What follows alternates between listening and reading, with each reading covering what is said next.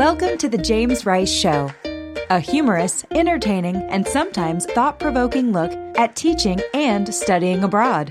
Join the conversation as James guides you through his experiences and provides insights into how to improve your English and how to improve your teaching of English. And now, here's the man you've been waiting for, James Rice.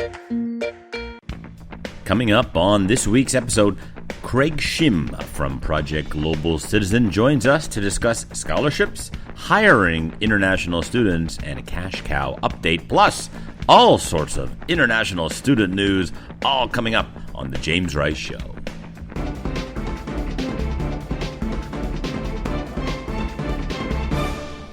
Hello, my students and fellow educators out there. Welcome to this week's episode of The James Rice Show. I am James, and I am broadcasting from Toronto, Canada.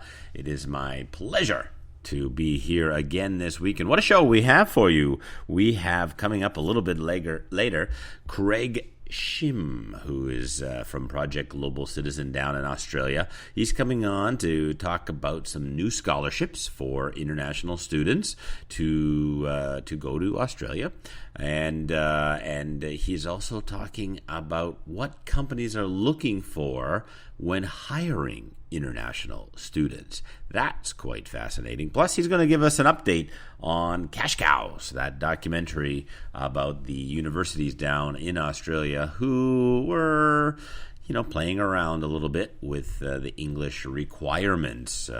So he'll give us an update on what's happening down there. But there's been a lot of news this past week for international students. The big news, we've been following here on the James Rice Show was the TOEIC scandal in the UK, where a lot of students were detained for basically cheating, or at least the Home Office believed they were cheating on a TOEIC exam when many were not. And so a lot of fallout from that TOEIC scandal. Please listen to some of our past episodes. We've had some great students on talking about that. And just this week, all right, the UK education sector is very happy because university grads can now get a 2-year work permit in the UK. And that was what it was like in the UK before 2012. And so obviously the work that they're doing in the UK, congratulations to all of the workers that have been trying to get some of these laws changed and reworked. And, as we all know, the UK has been dropping in terms of international student numbers. So it's good news that they're trying to make the UK more attractive place to study, because of course in Canada they have a 3-year postgraduate work program, at least up to 3 years when you graduate. And so the UK is kind of catching up, and maybe America will also catch up on that as well. The other big scandal that we've been following is the college education cheating scandal, the college cheating scandal down in the USA. And that's where a number of parents were paying to have people take the test for their children, or trying to bribe different officials to get them into top universities. Of course, Aunt Becky from Full House, she's been a part of that, and she's pleading not guilty. She's fighting hard against these charges. Well, her other famous actress friend or colleague was Felicity Huffman, and she got a 14-day jail sentence at a minimum security woman's lockup in California, one of the cushiest prisons, they say. So cushy means like really, really comfortable prison, for 14 days for her role in the cheating scandal. And it is apparently a really nice prison to go to, so she's getting a little bit of a special treatment there. And there's been a lot of people upset about this, because essentially, she's only getting 14 days for lying and cheating, and other people in these situations have gotten a lot longer sentence.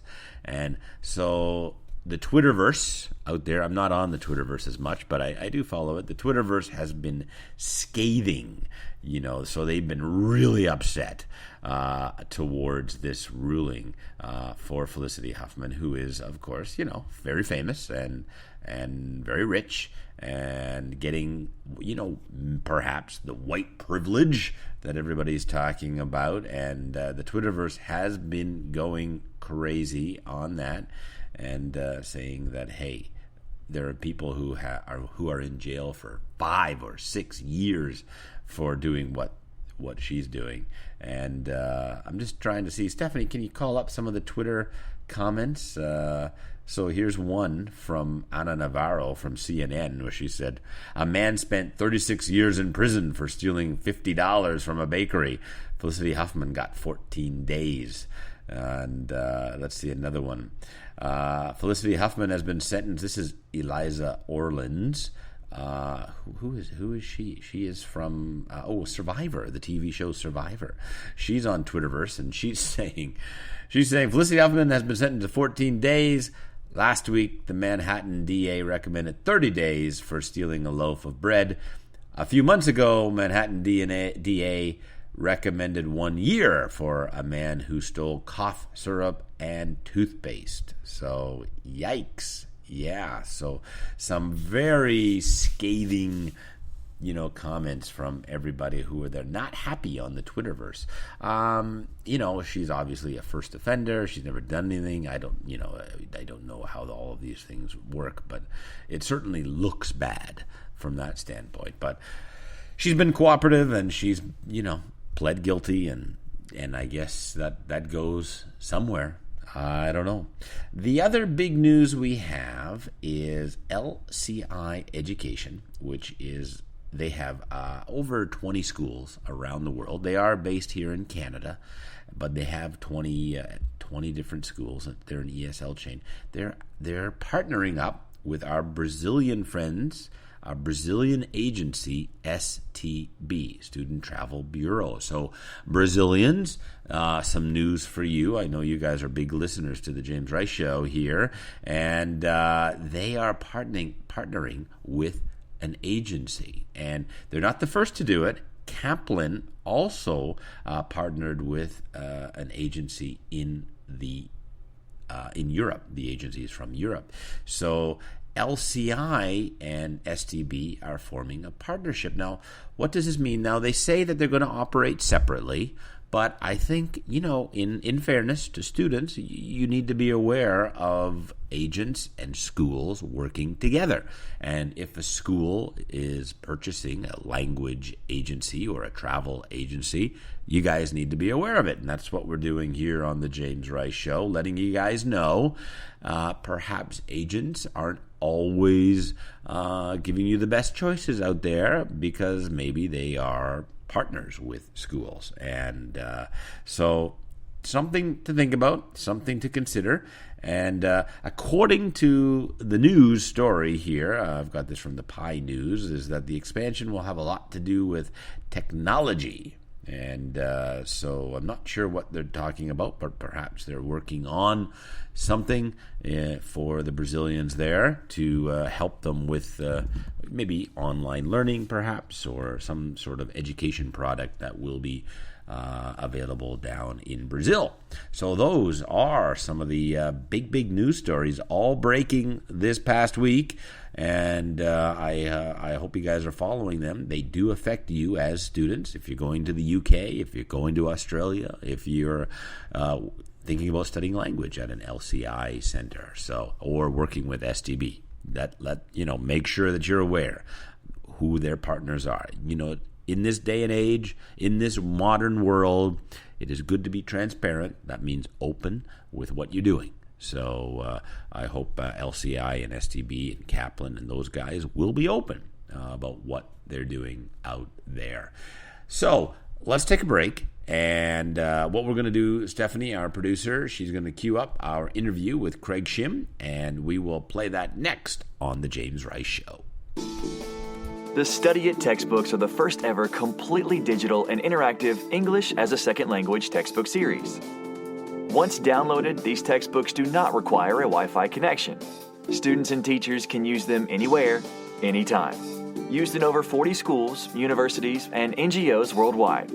Studyit is the future of English teaching. Visit www.studyitbooks.com for more information. Welcome back to the James Rice Show. I'm very pleased to welcome Mr. Craig Shim from Project Global Citizen to talk about the launch of the Project Global Citizen Scholarship. Welcome back to the show, Craig. Thank you very much, James. Now, tell us about the scholarship. We have just launched a week ago the scholarship, which is for international students in Victoria, which is one of the states here in Australia.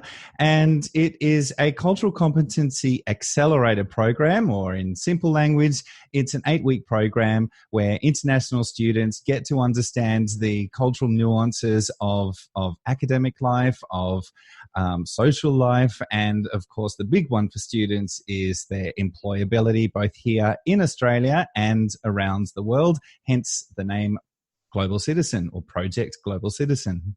So the students must take the 8-week course to qualify? Yep, absolutely. So they start off with a face-to-face program that my business partner, Astrid Huffman from CTC Cultural Transition, she and I run a program down in several locations in Melbourne, in Victoria. So we've got one in Melbourne, one in a regional town called Geelong, and those students attend a face-to-face program. It's a blended learning program, and then the remainder of the 8 weeks is a combination of webinars and offline activities. Now, why are you offering that 8-week course? What are you seeing that, and why are you offering the scholarship along with that 8-week course? It really started from I suppose, the corporate background that both Astrid and myself have.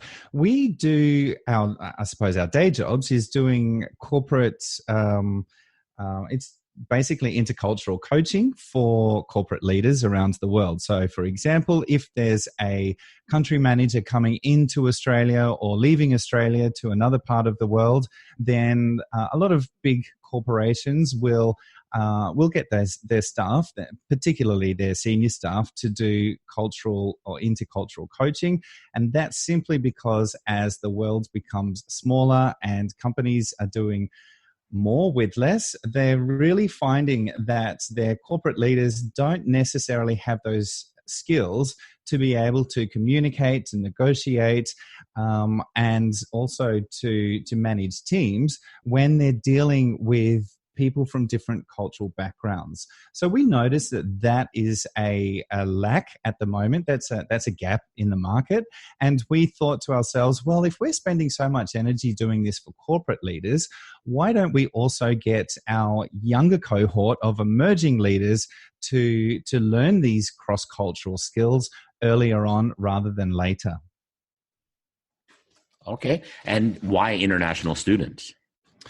The international students that we have interviewed in a global survey that we did last year, and I mentioned that on the last episode, we interviewed students from around the world who are coming to or have arrived in Australia, and we found that 75% of them fall within the higher risk categories when it comes to cultural competency gaps. So the end game of that is that an international student is more likely than a domestic student to find problems getting employment, for example, or simple things like adjusting to social life, making local friends here in Australia, or adjusting to their academic life.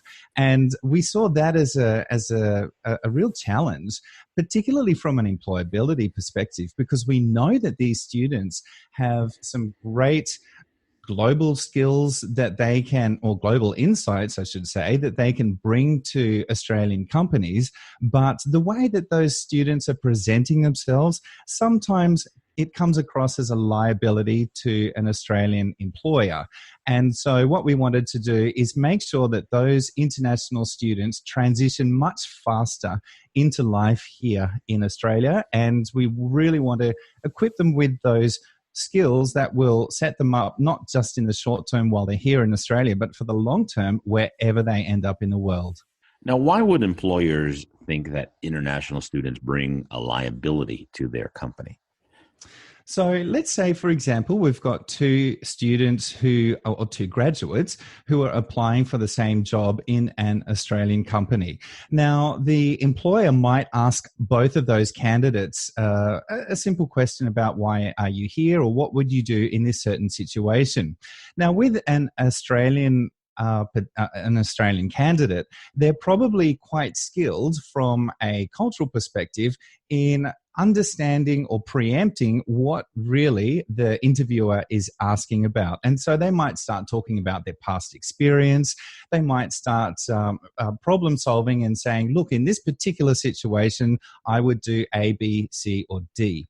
Now, for an international student who comes from a very different cultural background that might have they might have a different cultural perspective in terms of hierarchy, and then also a different perspective in terms of giving or receiving instructions. They might listen to what that interviewer is asking, and they might be thinking to themselves, number one, this interviewer is more senior than me, so therefore they're probably expecting a certain answer. And number two, they're probably thinking, well, I'm not really sure what the answer is that they're looking for. So I might just kind of skirt around the question and give some very generic answers. Now, obviously, from an Australian employer's perspective, if they're listening to candidate B, who happens to be an international student, and they seem to be skirting around the question and not really showing much initiative from an Australian perspective, that's where that employer might think, well, this student seems to have all of the academic skills, they've got their academic records, but they're just not a great cultural fit. And this is what we hear over and over again from both students and also from employers from our corporate contacts. Wow, that's fascinating. That's a fascinating look into that insight into that world, because you would think often you hear, oh, we need to think outside the box. We need to think outside I'm just so tired of that phrase. And then when you get a candidate that comes in who would allow you to give you a different perspective, they're afraid almost to hire them because they're not giving them the answers that they want to hear.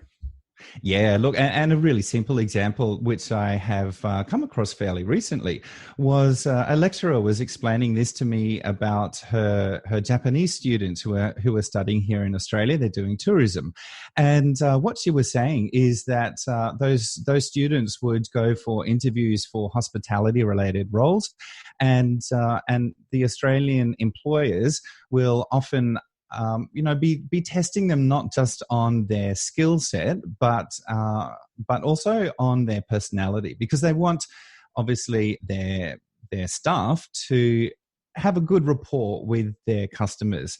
Now, if a Japanese student, for example, is again very conscious of hierarchy in an interview, they're more likely to kind of be quieter, do a lot more listening in the interview than perhaps what a Brazilian or maybe an Australian student might do. And therefore, the interviewer tends to think, well, if they're so quiet during this interview and they're not really forthcoming with their answers or their suggestions, then how well are they going to go in terms of quickly building a rapport with our customers? So that's like a really practical example. And in Project Global Citizen, these are the kind of things that we really want to highlight to students, because they probably don't know, they probably don't realize that their approach is highly culturally influenced and could end up being as a liability. And I hear this as well when in Canada, we have a large multicultural community, and sometimes you have Asian owners, and they're looking to hire people from South America, for example, which is an expanding market. So we get a flip side of that, where there is an Asian culture, and the Brazilian or the South American walks in, and they're very vivacious, very outgoing, very communicative. And the Asian staff say, well, maybe they won't fit into our culture. I mean, isn't that interesting? That's so true. And James, I know that you've been traveling around the world a lot. I've certainly lived in a number of different countries, mainly around Asia, and I find that all the time there is an expectation that when it comes to particularly professional life, that there are certain rules, and it's common sense that you would behave a certain way in a particular situation. But from an intercultural perspective, we keep saying that there is no such thing as universal common sense, because common sense it really is heavily culturally influenced. So, for example, if you're negotiating in Australia, it might be common sense when it comes to a point in time in the conversation that, perhaps you don't agree with something, that we might use a term like, okay, tell you what, let's just pause the conversation and let's have a difficult conversation now. Let's call a spade, or let's just say things as they are. So that's very typical in both Australia, Canada, America, a lot of different cultures, not necessarily just Western cultures, but certainly that style of communication is what we would call common sense, or an appropriate way of handling a difficult conversation in the corporate world. But when you are dealing with, for example, in Asia, where I've spent a lot of time, that type of very direct approach and calling a spade is really not common sense at all. And in fact, I've seen plenty of business deals just fail because of simply, Australians or Americans, for example, trying to be fairly direct with their communication, not realizing that in Asia, as in many other cultures, there is the common sense approach is to have a much more diplomatic approach, or diplomatic communication style, which, from a Western perspective can look like, oh, you're being a little shifty here, or you're not really, getting to the point. But,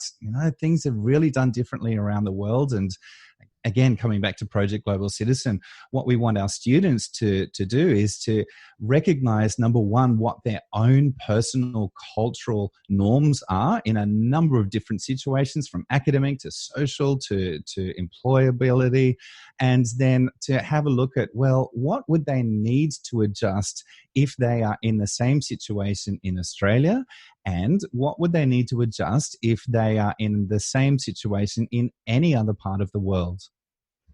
It's a great term, universal common sense. It's there is no universal common sense. I like that expression. Now, how do they apply to get the scholarship? So we just launched the scholarship, as I mentioned, a week ago. It's everything is on our website, which is projectglobalcitizen.com. And it's quite interesting how we've done this round. So the basically, as a scholarship, if a student is successful in getting the scholarship is worth $7,500, and we're really thankful that it was Study Melbourne, or the Victorian government through Study Melbourne, that has put quite a lot of support and obviously funds into making this happen. So what happens is that a student goes onto the website, and all they need to do is to upload a 1 or 2 minute video explaining, what does being a global citizen mean to me? With that video, they upload that. We will assess that. Obviously, there are a couple of forms that go along with that, just so that we've got all their contact details. But really, we're assessing what are the cultural competency gaps of these students, and for us who are assessing all of the applications that are coming in, we're really looking not necessarily at those students who've got a really strong grasp of what it means to be a global citizen, but we're really looking at the students who perhaps we recognize that there are improvements that they could make or that we could help them make, so that they can improve their school scores, their employability, and so forth, because we really want to be able to make a difference for this new generation of leaders. Now, is this only available in Victoria, in Melbourne, or is it Australian-wide, or are you planning to take it globally? Sure. So both Astrid and myself are based in Australia, and we've both worked internationally. And the last year we started up in where I live, which is the state of Queensland. We had some support from the Queensland government, some great support from the Queensland government through Study Queensland to do the pilot project, which was really to do that global survey. From that global survey, we've then had the detailed data or the insights to be able to develop up the program, the face-to-face program or the 8-week program with students. And it happens to be the Victoria government that that came forth with some money for this year, for 2019. Obviously, the plan is that we will roll that out Australia-wide, and I'd love to have something back up here again in Queensland early next year. And in terms of going global, absolutely, that's the skills that the students are learning are most definitely the 21st century skills that are required around the world. And both Astrid and I see that in the daily work that we do with those multinational companies that we end up doing business coaching for. I'm sure it would be, Project Global Citizen would be a very welcome addition to Canada as well. Now, while I have you on the line here, we had you on earlier this summer talking about cash cows and the reaction to that, and what's happening down there. I got to keep you on the line to ask you about that question. Sure. So that Cash Cows program was really a bit of an expose into some practices around the lowering of English levels, entry levels. So that's, basically the show was implying that some of the educational institutions in Australia are trying to, just treat international students as cash cows, as great revenue funds. Now, that really caused quite a stir both here in Australia, and the fact, James, that you had picked it up means that it has been noticed internationally. So I have most definitely seen a number of kind of policy measures both in universities, also at the government level, that have made sure that this type of lowering of, or potential lowering of standards doesn't happen. It does not continue. And certainly is very topical amongst the education industry here in Australia. It's something that people are really conscious of, making sure that we maintain those high standards when it comes to international students, because to be honest, our economy is so heavily geared towards international education that we just can't afford to have these kind of hiccups kind of erode our reputation as a great place for international students.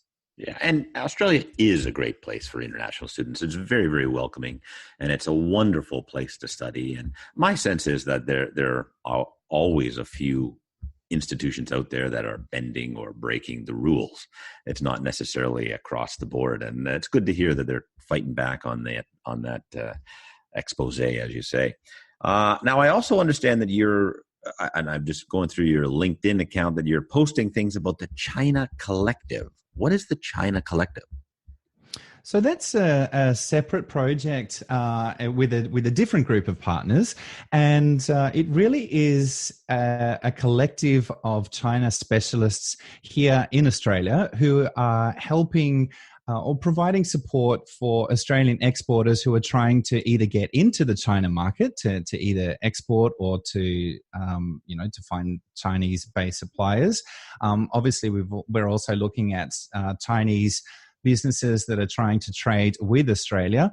And, what we do is, in a sense, we kind of handhold them, whether they're coming from Australia over into China or vice versa, because we've got our China team based in Guangzhou as well in China. So yeah, a very different project. My role in that is really as one of the co-founders is to provide that intercultural business advice to either to Australian or China businesses, so that they understand some of the nuances about doing business, and so that you don't end up with some of those pitfalls of, say, cross-cultural negotiations and so forth. And then we've got other specialists who are just brilliant in what they do, whether it's marketing, and we've got one guy who does blockchain technology and helping Australian beef exporters track every step of the way the movement of beef into China. So yeah, it's a really interesting project and interesting times at the moment.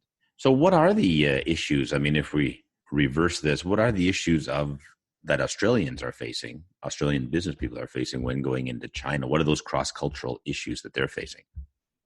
Look, one of them is really not understanding the Chinese business mindset. So in Australia, for example, if we're doing a multi-million-dollar deal, we will invest in a relationship, but it certainly will not be to the same level that you would need to invest in a relationship in China.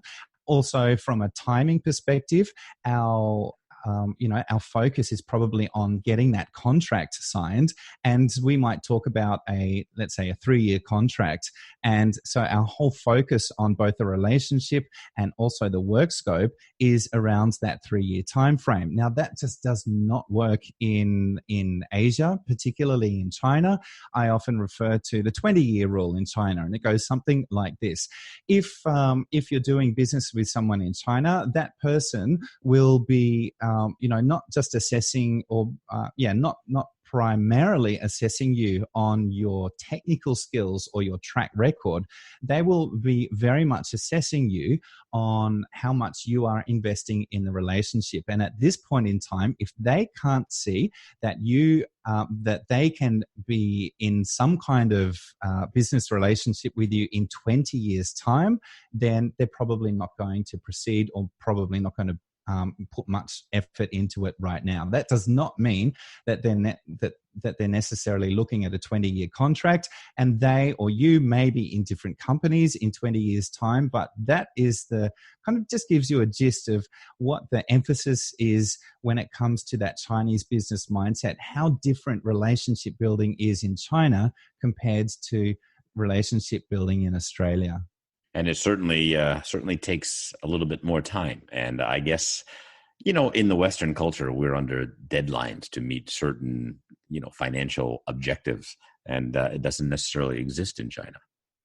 Yeah, you're absolutely correct. Even have a look at what our, for example, our government terms are certainly in Australia, they've tended to be much shorter, and governments are really looking at an election cycle in terms of, strategic policy, not all the time, but generally speaking. But you compare that with China and a lot of other Asian countries where they really have a much longer term view, and their election cycles are different. Their reporting cycles, their financial reporting. In Australia, we do quarterly reporting, and that's not necessarily the same in other cultures that have a very different view in terms of their strategic outlook and their whole concept of time, really. Fascinating. We have to get you to expand Project Global Citizen to North America here, Craig. I would love to do that, James. All right. Well, thank you so much for your time, and best of luck with your tasks here and the scholarship and everything that you're doing down there. It's such a pleasure. Thanks for the opportunity to chat again on the podcast, James. All right. Have a good week. Thanks. Have you subscribed to James's newsletter? When you subscribe, you will receive a free Studyit ESL textbook. Visit www.thejamesriceshow.com for more information and join today.